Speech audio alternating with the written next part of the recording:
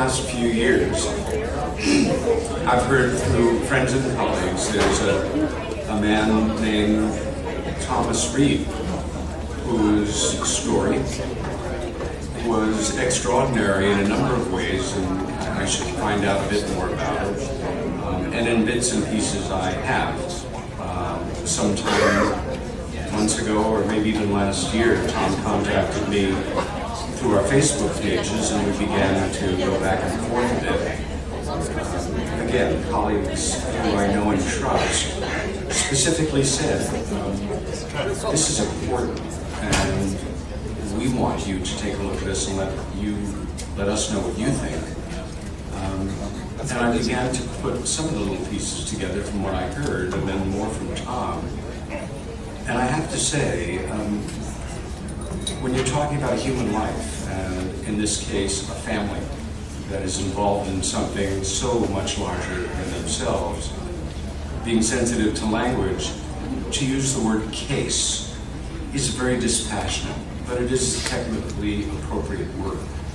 And one of the things about Tom's and his family's and the extended people involvement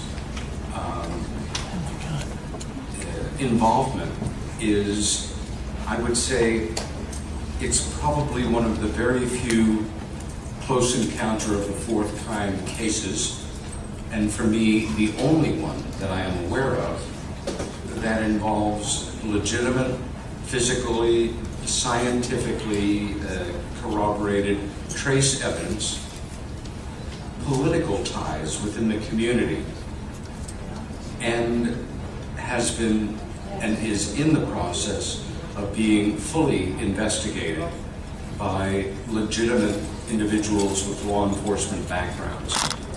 And it all comes out as absolutely authentic, unique, unnerving, and extremely important.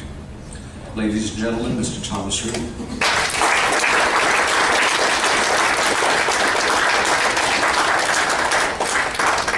I'd like to thank Peter for that introduction. It was well said and certainly better than I could have done. I want to start, I think, by giving you like a 10-minute trailer. I think it sums up an awful lot. I only have an hour today, and so I was actually in the hotel room earlier trying to make this fit into an hour's time frame. And so I think this trailer will sum up an awful lot and give us a basis to work off of.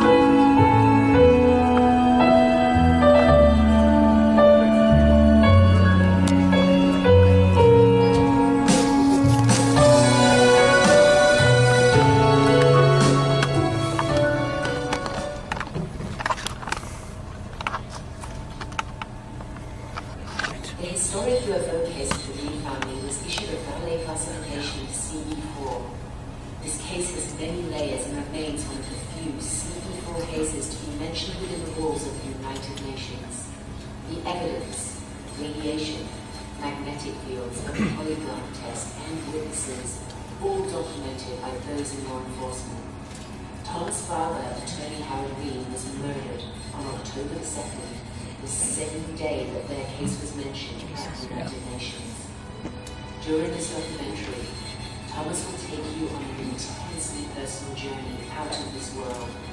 From his family's first encounter in 1954, the tragic murder of his father and doctor both recovered with their evidence, right up to his brother's most recent encounter in 2009. What you're about to see will take you on many twists and turns. It is up to you to draw your own conclusions. What you're about to hear is true and documented. I guess it was maybe about an hour after we got into bed. We were kind of goofing a little bit. Stop it. You feel that? I'm doing this every minute. It's not funny anymore. Stop it. Is it annoying you? I remember seeing these flashes of light, and I was afraid of thunderstorms. What was that? Come on, stop that. I'm not doing anything. And so I was getting a little bit nervous, but there wasn't any thunder. Okay, I saw you that time. Stop it. What is that? I don't know.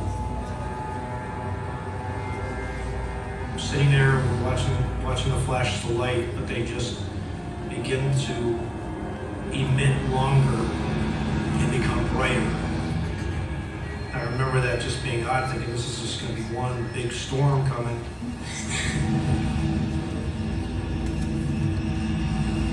And then the light became so bright that it just almost went through the wall. It was just lighting up the whole room.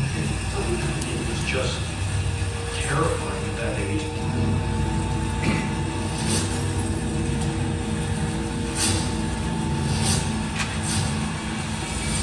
The next thing I know, Tom's gone. Tom! Tom! Shot down the hallway. I remember looking over the banister. There's that same sensation just being pulled as you From that point, our family had never been the same. My mother wanted this perfect Norman Rockwell upbringing for our children. And this just stripped us of everything like that. And it devastated our family. A found families alien encounter case drawing national attention. Thomas and Matt Reed say as young boys, they were taken from their home by odd-looking creatures. Matt now lives in Brownsburg and says he had another encounter in 2009. They're both here this morning to share the story. I want to start with, I know there are a lot of people watching, they're going to say, what are you guys talking about? This is crazy. I know that you guys take it very seriously and are offended when people say, don't take you seriously. Right? Well, I don't know if it's really that. I just think that you have to look at the facts, and the facts speak for themselves. I mean, there was radiation, there were magnetic fields. It was discussed at the United Nations in 1992. It's a criminal failing. My father was in politics. Senator Dodd was a backer of my father. This happened back in the 1960s. The first time? Yeah. And it was kind of historic in some respects, but it was kept quiet. And then in 2009, when Matthew was involved with this case here, it kind of fueled everything. Yeah. And it was taken very, it was handled very professionally.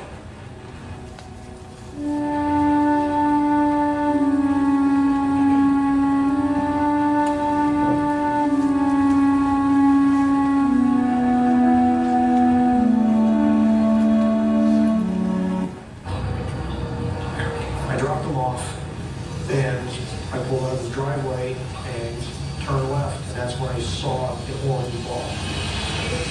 It shot south, and so I turned south, and it was maybe 50 feet, 75 feet, my vehicle started to shake and shudder, and I noticed that the gauges were just jumping to the left, to the right, and I remember feathering the throttle, thinking it was going to stop. And literally the next thing I remember is being in the motion of getting back into my vehicle, and I had no idea where it was. I noticed I had a little bit of blood here in my mustache portion of it. It was dried up, it was flaky. That's how I knew it was there. Confusion. There was a bit of panic. This was completely out of my realm of control. I had noticed I had 2 puncture wounds in my chest. After I sent those to my brother, he encouraged me to get a doctor to look at. Dr. Moselle? Hi, Maureen Osprey. You too. Very good to see you, Doctor. Thank you for taking the time with us. So you saw Matthew Reed after his incident, correct? Yes. He asked me to examine him. I'm really interested in your examination of Matthew and the holes that were found behind his ear and in his chest. What did you find? What do you think about that? Usually with lightning strike, you get evidence of a burn mark or an entry area. I did not see that, but I saw it was more linear and more consistent with an incision being made. In other words, there was a small evidence of something like a scalpel. So this seemed to be to you more of a medical procedure? It gave that look. Dr. Mazzillo is unable to explain Matt's strange marks on his body, and they do not support Mike's theory of a lightning strike. It's been a pleasure, Doctor. Thank you so much. The obvious question is why? Why this family? I know they've hinted maybe it's their blood type, but take us back to the documentation, the proof that they have, the evidence, because they took this in front of the United Nations, in fact. What is the car? There's radiation in the car, there's magnetic field around the car that can't be accounted for, there's thousands of dollars worth of damage to his vehicle, and the last thing he remembers is seeing a bright light and being taken aboard a craft. So the evidence is there around the vehicle, around the car. There's evidence, physiological evidence.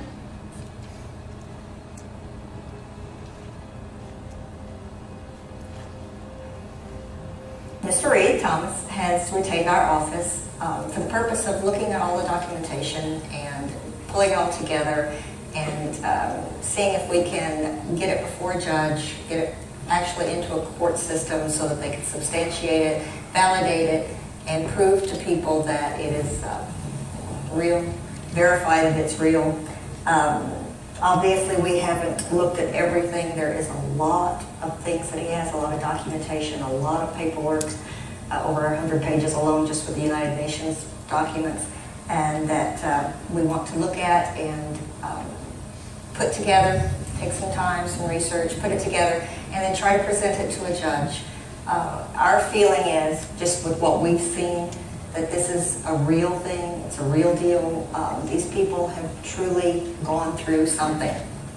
A couple of Sundays ago, Evan West, executive editor at Indianapolis Monthly Magazine, stopped by to talk about a story he wrote for the March issue titled Alienated, the detailed account of what he called Indiana's most famous extraterrestrial encounter. And the story is about Matthew Reed, his brother Tom. Matthew says he had an encounter just outside of Brownsburg about 5 years ago. It wasn't his first encounter either. He says both he and his brother had encounters when they were younger. In fact, the Reed brothers' abductions are thought to be some of the most famous reported extraterrestrial encounters of our time. Tom Reed now joins us to talk about what happened. Good morning, Tom. How you doing? I am terrific. Thanks for having me. Well, prior to 2009, when Matt saw that ball of light through his windshield as he was driving home to Brownsburg. You know, Evan also met me for a few days there and the people I was with, and I think he understands that this is more than just a crazy tale or a story. I mean, there's facts to this. There's supporting documentation to it. And he said something about trying to get on his... Did he tell you that story? Yes, he told us that story too. When he was on his way to go do the interview with you, he needed some. He was out in the middle of nowhere, and I believe he was on his way. He was in Illinois, and he made a stop, and at the same time was checking his emails, looking for a Wi-Fi area. And when it finally popped up on his phone, where he could receive this Wi-Fi, it came from, according to what he showed up on his phone, it was coming from the FBI, as where he could pick up this Wi-Fi signal. And the Wi-Fi signal, he looked over, and there was a white van that was just in it. And again, you know, your mind goes a lot of places, but Evan at that moment, facts are facts, and Evan at that moment thought, oh, they're following me. For people listening at home, and you know, of course you told your story many, many times, people must think it's completely, people think this is the stuff of Hollywood, this is the stuff of, you know, movies, this doesn't happen to real people. Well, it might happen more than people think, and just to comment, our case had radiation readings, magnetic fields of a stent compass, multiple witnesses. We've taken lie detector tests. We've had doctor's reports. We have an attorney right now who's actually taking our information to a court to have it ruled on to be authenticated. If that happens, this case would probably be one of the first ever to have stood up in a court of law. There's that much evidence to it. Now, it would have to be an unbiased jury, I would think, because of the topic. And I think that's where we come into some issues.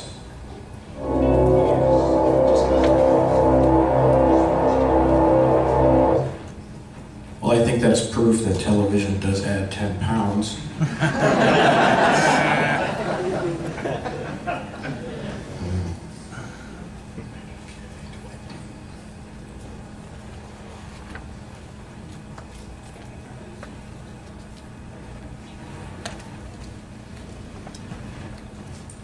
Okay, so let's make some sense out of this. I'd like to give you like a little overview early on, because this is very involved. There's a lot of layers to it. In short, my mother and grandmother actually owned an 80-acre horse farm in Sheffield, Massachusetts, back in the 1960s, as well as a restaurant called the Village Green, which is still there today under the same name. We over a 4 or 5 year period, there were only 3 days that we really came in contact with something. There's been an awful lot of exaggeration and some of the terminology in here too I need to clear up as well.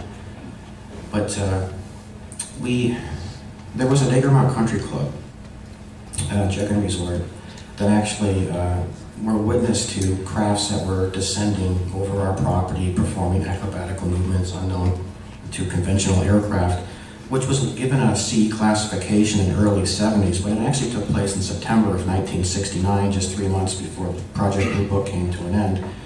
And when J. Allen Hynek started, I think it was Center for UFO Studies, I think came back and gave that a classification, if not someone he was working with, but those are the roots. And in September of 1969, it also went out on WSBS Radio, who I'm actually going to see in about 2 days. They're having me back on the air. And so we had front row seats for that, and we're going to get into what happened, and probably more so in this conference than any other, because of the, I think that this is a conference that is important. It's about support, and it's about being able to share things that you wouldn't normally be able to do at a typical conference. So I'm going to get a little bit more personable. Now, this is actually my family. Everyone here was involved. My grandmother, Marion, my father, late Father Howard, my mother, Nancy, myself, my brother, and my son, who goes by the name of Chance. My father was a lawyer. He was a pretty influential individual in Connecticut. He was also a college professor for a number of years. And he was a local politician. He never really, he did lose his run at one point, but he was in office for 2 terms, about 8 years, and later on in life became a school principal. Now, Attorney Robert Bletchman, which a lot of people remember and know, was a very good friend of mine. His office was on Broad Street in Manchester, Connecticut, only about a half a mile from my house on Prospect Street. He actually ran into my father in the late 80s. They were both Democrats, actually, and they were both very warm-hearted, good people, and they just hit it off a little bit. And because I lived so close to him, my father thought I should swing by and introduce myself. And I did. And when I was sitting in his office for one of the first times, his desk was over here, I was in a corner chair, and there was a window and a picture of a craft underneath the Hudson River that he had said was taken by a police officer standing on a bridge. And at that point, I realized that not only was he polished and very well spoken and educated, but he knew what he was talking about. And with my father's, Tom, you need to talk to him, I thought, well, open up. And so over the next couple of years, I did. And Attorney Robert Bletchman was actually, became a good friend of mine. I actually retained him for a number of things. One with a lawsuit with Donald McIntyre and some other things, but we talked a lot. And this is the connection that really brought it all together, brought it full circle. And he would become the Director of Public Relations for MUFON, and he'd work on the hearing at the UN, which was actually was inside the UN, but it wasn't for the General Assembly or anything. It was in I think a library, and where they mentioned some cases, and there was an interest in my father's pillar standing. So it was kind of, our case ended up becoming kind of a secondary mention in support of some other things, but that's really how that happened. Detective Steve White, came into the picture later on, again instrumental, because he was actually someone who was able to confirm the magnetic anomalies and the little radiation that was on my brother's car. And being that he was a 30-year police detective and later on, I'm sorry, a 30-year officer and then later on a detective, I think it added some credibility. You know, this field needs credibility. This is his LinkedIn site. This is who he was as an individual as far as his credentials. Now, the STAR team actually came into play too. They actually came down, recorded so many anomalies. David Jordan Cobble, who I also have an enormous amount of respect for, actually was asked to come down and film the magnetic anomalies on our vehicle.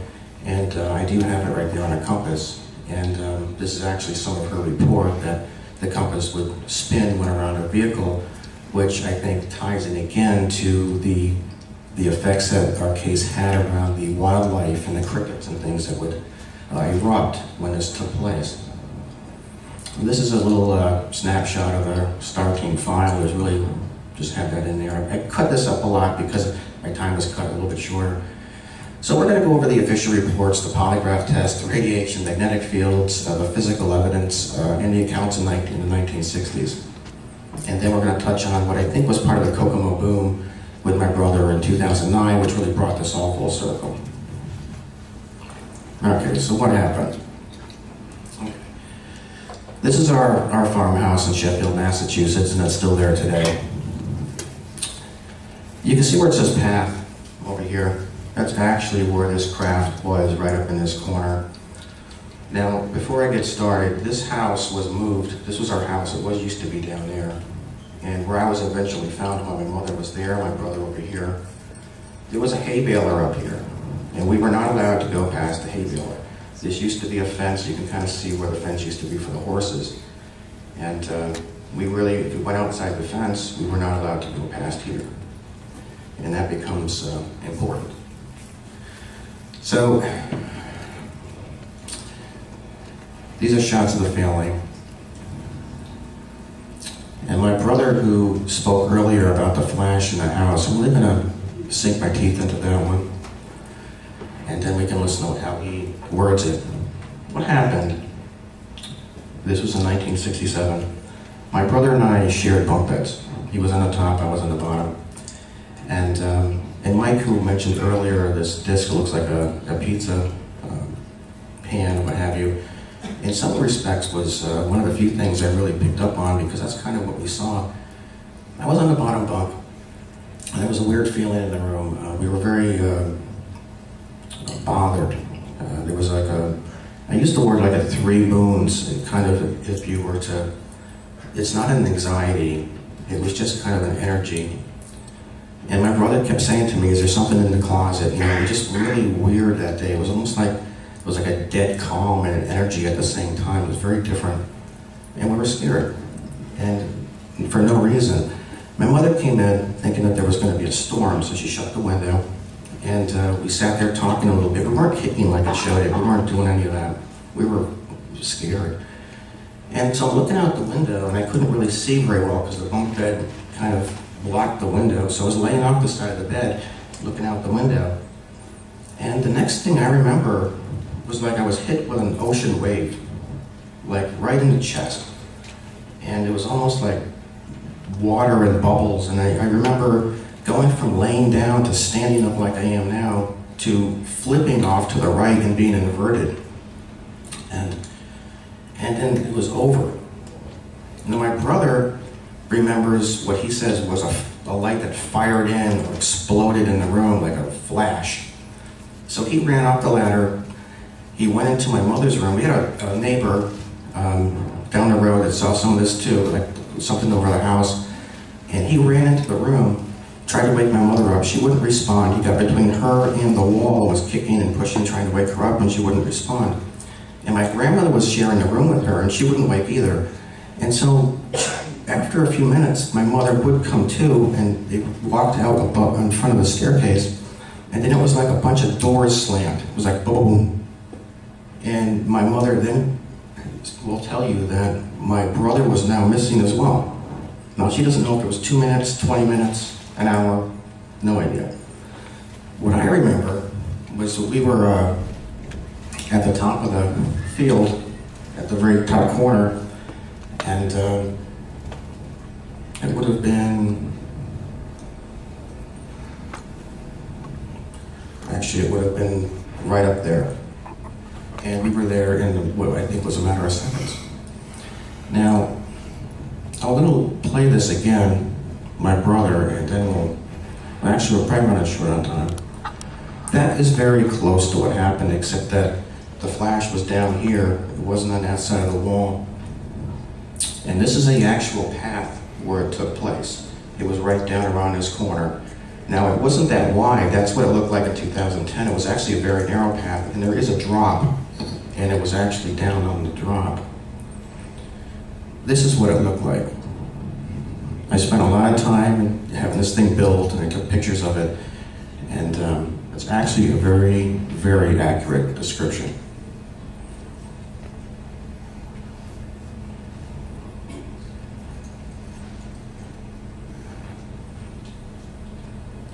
Now that wishbone tree comes into play as well. What I remember from seeing that craft up close and personal was that my brother was behind me, and there were figures. Now David showed a lot of pictures of different images of beings and that sort of thing. This looked like it was emitting like a 1 watt or 2 watt light about itself. There was something ghostly about it. We referenced it as looking ghostly. But yet it was solid. But maybe sometimes I wonder, was our head being played with, the neurons were being stimulated by ELF or something like that, because it did come to play later on. But it was as real as could be. And that's why I'm a nuts and bolts person. A lot of people say, do you think this was dimensional? And I'm like, no, because it was like this table right here. It was like, it was solid, and there was no mistaking that this was a flesh and blood type of thing. And so we're walking, and I don't know why, but we're engaged in whatever this was. We walked by this wishbone tree, and there it was. It was a little bit lower, and I stepped off of it and went to it, and I don't know why I did that. But I did, and I walked to it, and there was a figure out front of this thing. And the next thing I remember, I'm actually inside it. And that is somewhat what it looked like. It was very white, it was very bright. I was actually by myself. There was a figure to my left, my brother wasn't with me. And I remember being very interested or panicked about my brother. I was looking behind me, and my brother remembers a lot of attention to himself, his foot, he had a club foot, and I remember more of the area itself, and he remembers more about what took place with him. That's a pretty good idea, the best that I could get done, but it's pretty accurate. What I think is really strange is that one of the things that we saw was what looked like a sneaker, star formation. It formed like a sneaker or a boot, and it went to the left. Then after that, this image came up of a willow tree, a body of water, and I still to this day have no idea what it is I'm missing here. It eats at me every day, but I don't know what it is or what the point of that was. And there were tables, there were 2 tables, one over this way and one right here, and this display of the willow tree and everything went from like 3 o'clock to 9 o'clock. And the tables looked bronze to me, almost like they had writing on it, markings on it, and they were low, or I wouldn't have been able to see that. And there were 2, and they looked somewhat identical. And I wasn't there very long, I'm thinking maybe 20 minutes, a half an hour. It's a long time ago, so I don't really know, but Matthew was not in that room with me. It was very dark, and yet where we came in was very bright. Now I put this in here to give you an idea that was what he was wearing at the time, for something very similar to that. Now I'm going to try to show you what it was like to walk through this. I hope this pulls okay.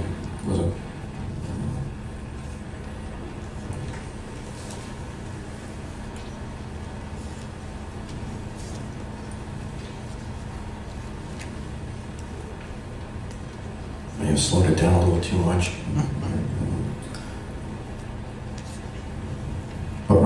here was kind of what I remember, a squared off opening about 15 by 15, and I was taken out to the right, and it formed almost a question mark. And my brother was standing next to the wall, and I went around him, and I was actually stopped at this entrance area, and I was held by my left arm, and then I was brought into this room where I was showed that display. And this is basically what it looked like. Now I get asked, you know, were they grays? Were they? I don't know what you'd call them. They really looked more human. Like I guess if you were to put them in a classification, it would be more like a hybrid. I guess I don't remember. They're just small people. I mean, I don't really know. I mean, the whole eye thing. I think they were lenses. It's kind of hard to say what they were. This is a good idea. I'd rather just show you and have you make up your own mind, because I'm no expert. I'm as lost as anybody. I could just tell you what happened. But this is what the craft looked like, the best that I can describe. We came in here, we walked by my brother, and I was taken up here. The two tables, and there was something over this way. That's a pretty good accurate description. I think it was about 18 feet high, maybe 15. And I've gone back there. It looked like a turtle shell, is really what it looked like. And media's had some fun with that, by the way. But about 40 feet wide, and I didn't see anything over here, but I'm assuming it's probably a similar layout. And that's pretty much what the craft looked like. Now, I did remember the outside of it being very round, like a tire tube. And again, I'm using references from the best way that I can make sense of it. But it looked like a turtle shell with like a tire around the outside of it. No windows, no lights really. Now the display had a light coming out from underneath it, but they weren't actually individual lights. It was just a mild glow, just enough that I could see around. We remember it was dark, but we could see. So the lights that they put in there was just to give you an idea that there were lights. Okay. 1969, this is really what got all the attention. I was leaving Butternut Basin Ski Resort in 1969. I was in a horse competition. My saddle had come loose. The horse was in a full gallop. I had somebody run out on the track with me, pull me up, and I was given a brown ribbon. So my mother thought, well, I'll take him out for ice cream and show him a good time. And so my brother and I went out to grab a burger and ice cream, and I had gotten some fireballs. And we were on our way back, going towards Canaan, Connecticut, actually, backside of our property. These aren't the actual photos, but it's very close. It was open off to the right, and the left side had a hill and some trees up above. And it was about 8:30, and we were talking and everything. We were just on our way back, and so I was giving my brother the fireball, and my grandmother, who was in the passenger seat, had turned around to look at me and say, "No, I don't think it's a good idea. You could choke." So when she did so, you could see all these lights that were coming up behind the car up on the hill.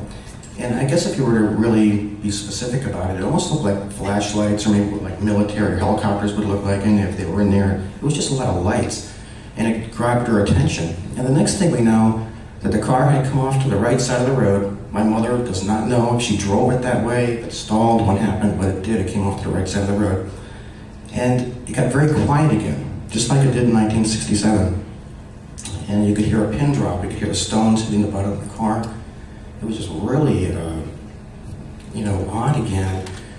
And here you are, and it's like dead calm. If you're in the middle of a hurricane, you got that barometric change in pressure. You can feel it. It's something different. And all of a sudden, there was this eruption of crickets. So it went something like this, from a dead calm to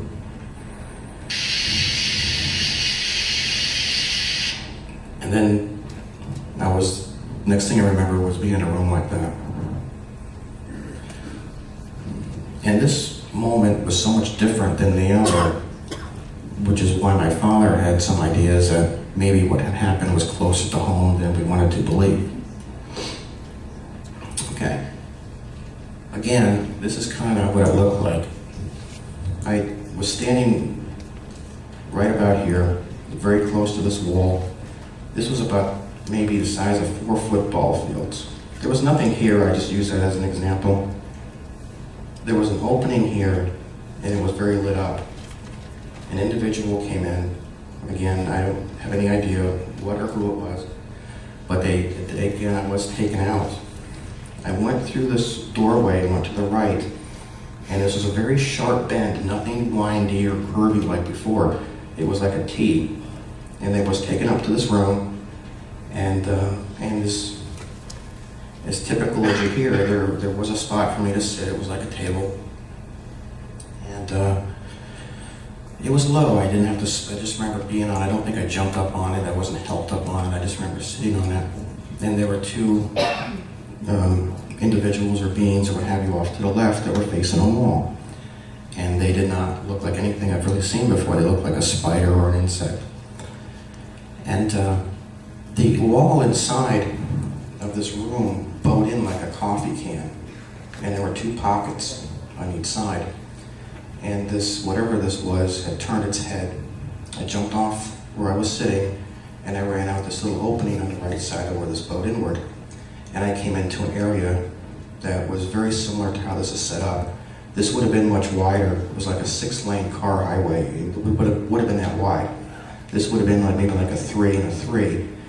And this bowed out more, almost like if you were to expect a flow of traffic to allow people to move around each other.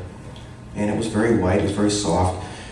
You know, people have asked me, well, you know, what was the floor like? What was this like? And if you've ever gone to the dollar store and you grab those little things to help you get a top off a coffee can or a bottle or something, it was very rubbery. It was something like that. And then I was on this, placed, after I was brought back in, on this table. I was meant to lay down, and this thing had come down out of the ceiling and was over my body. And I'm thinking to myself, maybe they're trying to keep me from running again, but I could see myself. It wasn't tight over my body. And I remember that like it was yesterday. And then there were holes in the side, and there was something placed on me that looked like a raisin or a packet of something. And there was a bump to my head, and then I'm back in that room that I first started, and then I'm back in the station wagon. That is probably a little bit more accurate of how I think the layout was. And this is something I had an illustrator do to kind of give you the idea of what it was like. And you can kind of see, I did my best to give you a description of how that bowed inward. Now, where was I? Well, my father will tell you that I was in some type of a base or something, that it wasn't actually what took place in '67, because it was so elementary by design. And he may have been right. I used to argue with him about it because, of course, when you're little and something odd or fantastic happens to you or exceptional, you know, you kind of start going in one direction. And my brother and I bump heads about this a lot. And the more I think about it, the more he may have been right. But, so we get back in the station wagon, and my mother was no longer in the driver's seat. My mother was in the passenger seat. My brother was to the right of me, his head was on my leg. And I looked over the driver's seat, my grandmother was in the middle of the road. And no one else, again, was responding.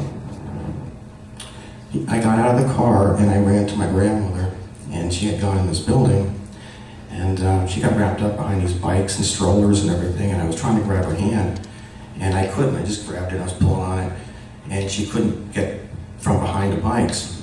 And so she went around, and there was a clerk there, and she stopped to talk to the clerk, and we went out, and she broke down, started shaking and crying, and we got to the car. My mother will tell you that the car was not facing the same direction.